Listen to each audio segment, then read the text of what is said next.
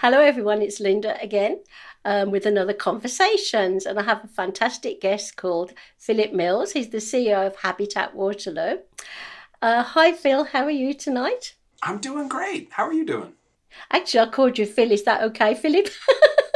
It's quite all right. I'm indifferent. The only person who was ever particular about it was my father.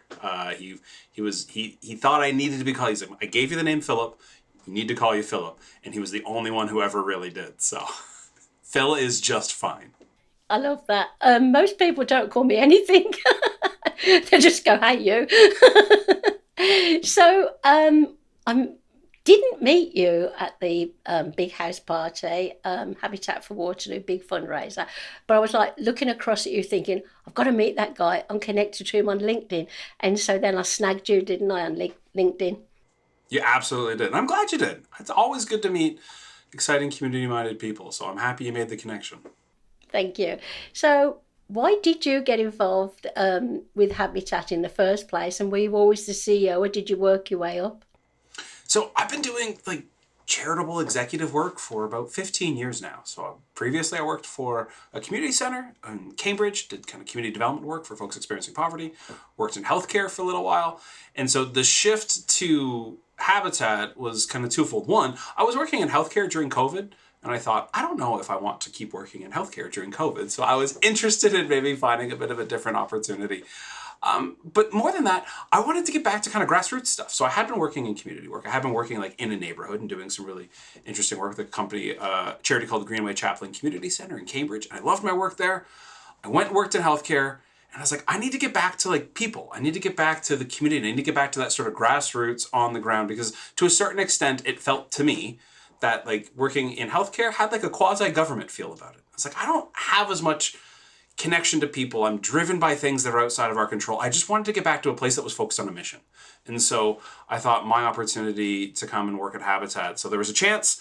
I took it. I kind of put in my application. They were gracious and met with me and thought, we'll give you a shot. And so I've been here now for 4 years. And it's been great. I've loved it. It's been an excellent sort of role. So I'm really excited. So yeah, I've been doing charitable sort of executive work for a long time, but new to Habitat a couple of years ago. When you were at high school, did you always want to work in this field, like the charitable field, or, did you try other things first? So I gotta say, like, I come by it honestly in some respects, I guess. So I tell a story. My father was a minister, and my mother was a social worker by trade, and so ended up, working with a hospital and did stuff with, folks experiencing mental health, and was a manager there. So the idea of kind of investing and being a part of community and that sort of communal good stuff was just like in the most appropriate and loving way possible, drilled into me from a child, like right from this, like that's who we are. That's what it meant to be one of our families, that we gave back. We participated in the community. We were, a part of that. And so that wasn't, I didn't ever think I was going to be like, I'm going to be a charitable executive or be a, like, that was never the idea. It was just like, yeah, I need to do something that helps people. I want to be a part of, a helping profession, engaging and caring for people sort of stuff. And I found my way, having done that in a bunch of interesting places and with different lovely charities, to, ended up in an executive role, which, has suited me well. And I think it kind of fits my skills. And so once I got there, I've been there sort of ever since. Yeah, the past 15 years now. I love it. You've got the right personality for it. I think we both people. We love people. And I didn't always do this, but I think, well, I love to do this, the kind of work I do, is because I love to raise awareness and talk to other people about how I can help them. And so it's not really charitable work, obviously, but it's something I enjoy. Just off the cuff, the conversation. One of my sons works for CMHA. He's been there for 10 years. And before your time in Habitat, he used to take some of the clients there. He deals with youth up to a certain age. And this is the Waterloo Wellington one, the local one. And they used to go to Habitat, and they used to help, make some of the houses. And yeah, and then COVID came along and it all stopped. And I think maybe health and safety is a little bit more thought about in those instances these days than it used to be. But yeah, our kids are the same. They love to give back. They love to help if they can in any way. So what is it you love about your work at Habitat? I mean, just tell people what to do, or do you help build the houses? I I love like a complicated problem. I guess is probably like the thing about, like, I really like solving big complicated problems. That's what's interesting, exciting. And so the opportunity to solve a big complicated problem like housing, like something that's so fundamental and something we all really need, but is so broken right now. So I get to like attack this really big, really meaningful problem. And if I succeed, it means that people who absolutely deserve something better get it. Like, it's a win-win-win all around. I get to kind of scratch that internal itch of, give me something complicated and exciting to deal with, to work with. I want that big problem. And if I solve it, I don't know, create a better widget or something. I have said, like, now families get houses, they get places to live. Maybe I can fix this whole thing. So you get to do, I love that. I get to do all of the exciting parts of the thing. Like, do something that's energizing to me from a, I'm going to spend my time. I want a problem. I want to solve stuff. I want to be a part of that. But to do that where the end goal is that, like I said, I don't know, drilled into me from a young age, investing in and bettering community, like, that's just such a win-win for me. So I've loved the opportunity to be at Habitat. I've loved this work because it does kind of get to be, all things for me in that way. I can tell you love it. You're so passionate about it. What is Habitat? I know most people know, but for those people that don't, what is it? What kind of people, does it help? And I've got loads more questions, but those two can start. Sure, we'll start. So it's such a fascinating sort of thing. You guys are like, everybody knows about it, and like almost nobody knows what we do. It's this really weird juxtaposition where like people are like, I love Habitat, Jimmy Carter, what a cool organization. And then like after that, it is anything and everything that people start saying, because you guys do this and that. It's like, well, we don't do that. And that's not quite like people, because I think we have this great sort of brand awareness from like a business standpoint, but the actual like tactical how we work, a lot of people don't understand. So the thing that makes Habitat so special is that we focus on affordable home ownership. So there's lots of ways to deal with affordable housing and lots of necessities. And affordable housing is this massive spectrum, and we kind of condense it all into like one thing, affordable housing. And that elicits different things from different people. You say affordable housing, they think about folks who are street involved. They think about rent geared to income rentals. They think about all that kind of stuff and, supportive housing, all of it.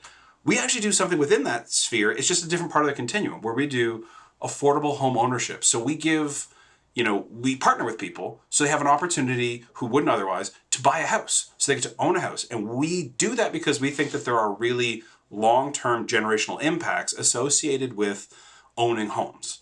Like, if you own your house versus rent it, you get a different level of stability. You get then the opportunity for generational wealth transfers. Like, you think about most people, where does a family, if you even think back like generations and lineage, where did your family kind of start? What was the thing that got them, into a position where they had agency, control, economic, choices? Often a home's one of those things. Like, it's the biggest asset you own, and having that when your parent passes away, that transfers to the next generation, and that wealth transfer helps them to buy a house, it does all of these really interesting things. And so for us, we're saying, not only do we want to make sure that we're supporting folks who absolutely need help because they can't afford housing, how do we do that in a way that creates long-term generational lasting impacts? And so that was, the idea with Habitat all along. So we do affordable home ownership. And so that's our kind of niche difference. The thing to remember, and everybody kind of gets wrong about us, we sell the house. So the family does buy the house. What makes it affordable when Habitat does it is they get an affordable mortgage. So their mortgage is geared to income. So they pay 25% of their mortgage, or 25% of their income is a mortgage payment. So much like geared to income, like a rent geared to income, if your income goes up because things are going really great in life, which is what we want for people, awesome. You pay a little bit more, but you can afford it, and you're paying every dollar as you're paying it, that's building equity in the home.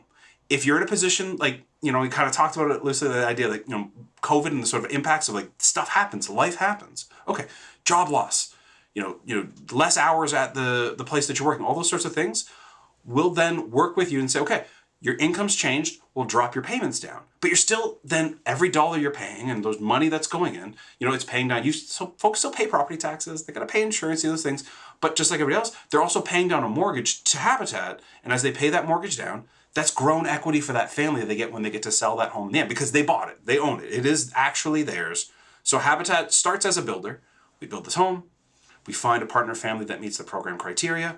We sell them the home. So at that point, we kind of transition to like a lender. We're like a mortgage person. We hold their mortgage, they pay it back for us. And as we take in those mortgage payments, what we're able to do, because we're not a bank and we're not trying to make money. We don't, we just take all those mortgage payments. We're like, great, let's go build more houses to get more people into housing. And so it becomes a sort of ongoing, rotating, we call it this fund for humanity, this idea that it just kind of rotates and constantly giving back. So as that family is paying down their mortgage, I'm able to use those resources and go build another house so another family can start having a safe place to live, and their mortgage payments then start going to buy the next house. And so it becomes this sort of revolving thing. So as we do more, my capacity to do more grows, which is also pretty exciting on my end. Wow, I didn't know most of that. I feel so silly. That's amazing. Thank you for explaining it. So, who builds the houses? Where does the building materials come from? Um, I know you choose the families based by their income and the needs. So, you need to have somebody build the houses. So, I think the families help build the house, do they? Yeah. So, one of the things that's kind of core to everything we do at Habitat is partnerships. We can't do anything on our own. And so when it comes to building a house, like that's done in partnerships. And so the materials, if it's something we need to go buy, we buy as much as we can from local folks who work with us. We'll sometimes get some good discounts because local folks want to invest in the community.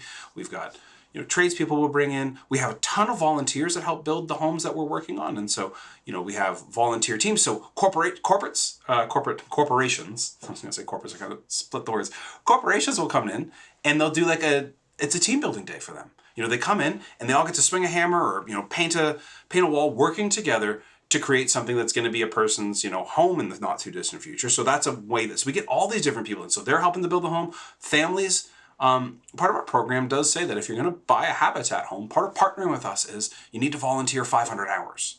And so that's part of this sort of commitment and partnership that we are doing this together. And so often you get this opportunity then where you've got a family that's volunteering and they're helping to build the home, and you've got a corporate team that's in helping to build the home, and we've got other really committed volunteers leading these folks. So that's one way that we build is we do these sort of community build projects where we've got this ongoing thing. We're making it happen all together. We also have other ones where we said we want to do more.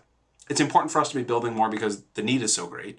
And so in those cases, we're partnering in a different way. So, we've got a project on Shantz Hill that's going on these days, and that's partnered with the Activa, the developer company. So they're lovely local folks who care about the community, and they said, hey, we want to work with you so that you can get more houses out because more people need what you do.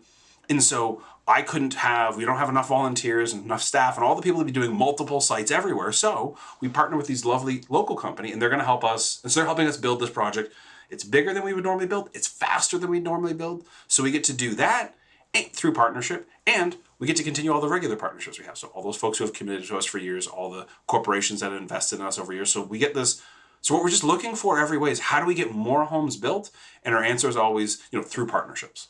It's exciting because, well, I've been now in Canada since '93, and I don't think I ever saw, unless I was blind, so many homeless people, so many people in need, so many people who couldn't afford a mortgage. It's very, very sad. It really is. And I know the government are trying, and I've got my fingers crossed. So, but the kind of work that you guys are doing is just amazing. And at the event that we both attended, let me get this right, one of the first families to own a house, some of the members of that family were there, weren't they?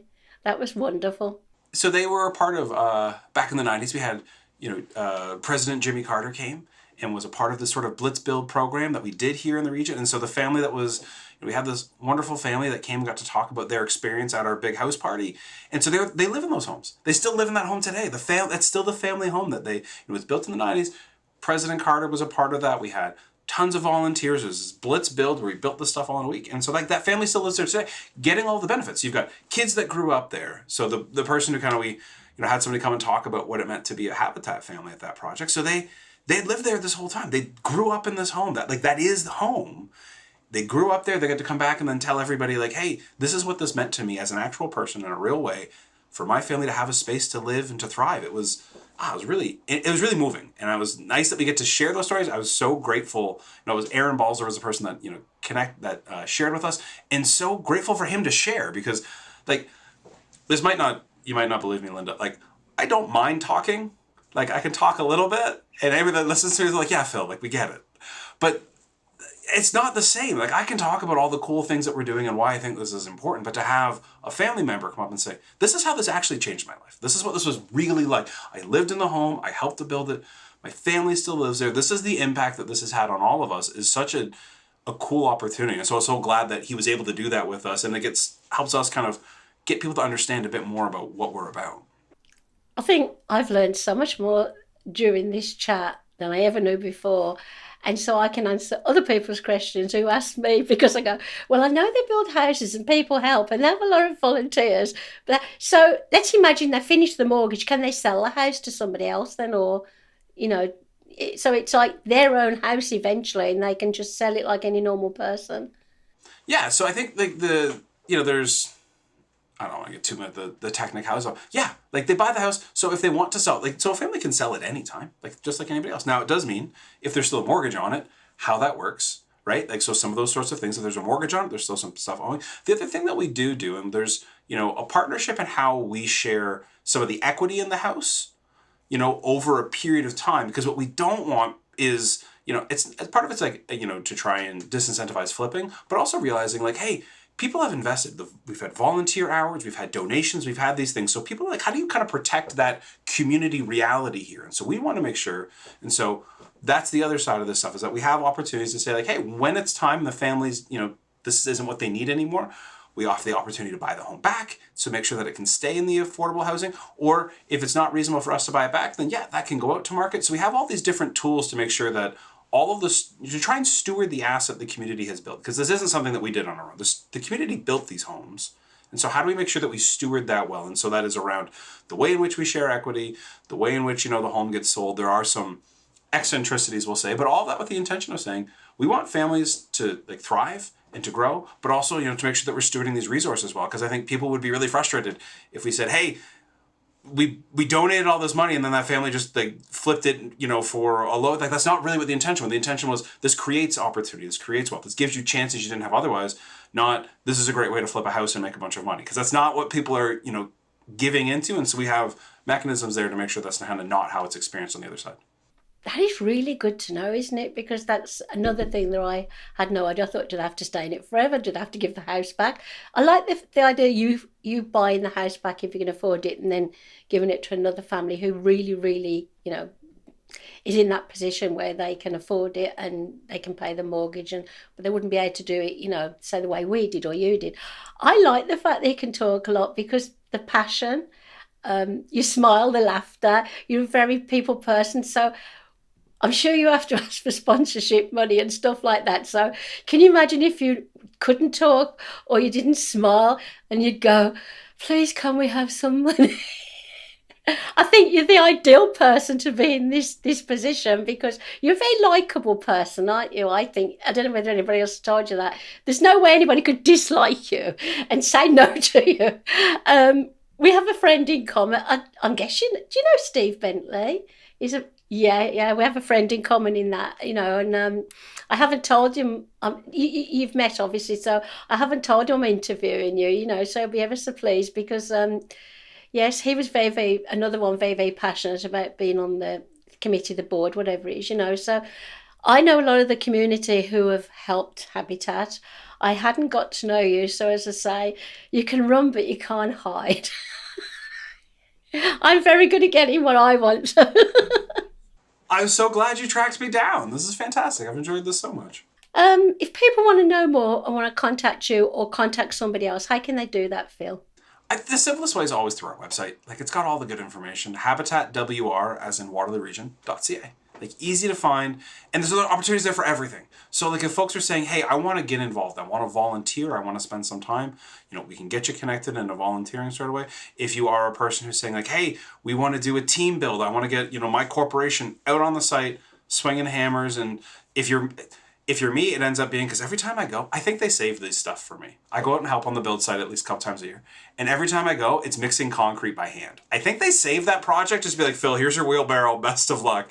So if you want to get out and like really get dirty and get into some of this work, because like the team building element, that's fantastic.